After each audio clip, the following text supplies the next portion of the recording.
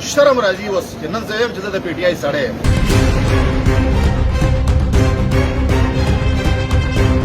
زما نوم امیر زیب دی، د مکان باغ یم، د دې خړ په غاړه مې کور دی، د پی ټی آی سره مې تعلق و، خو شرم راځي اوس چې نن زه یم چې زه د پی ټی آی سړی یم.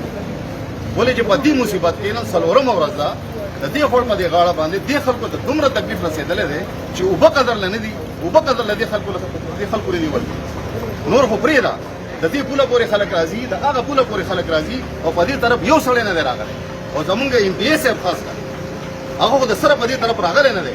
یو بالې راغلی دی، سپینې جامې اغوستې دي، شوکت راغلی دی، سپینې جامې اغوستې دي، سپینې او د خټو نه ډک په دې طرف باندې تللي دي. هغه زما د پارټۍ نه دي، خو په دې طرف هغو راغلي دي. نور یو سړی نه دی راغلی. ما جانان کله نه کله په دې طرف لیدلی دی، نور د پی ټی آی یو سړی په دې طرف نه دی راغلی. دې خلکو دا ما خو تا ته ویلي بار بار درته یو خبره کړو، نن څلورم ورځ د یو سټاپر دلته یې، دا سټاپر خراب و.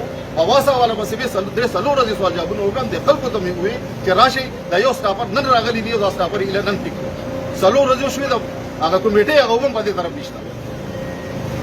راشنې ماشنې دغه خو په تندر لګوه، دغه خو به کېږي، خو د څښلو د اوبه خو د دې خلکو حق دی که نه چې کویان د دې خلکو خراب دي، خټې د دې خلکو رغتلي دي، خلک په تکلیف دي.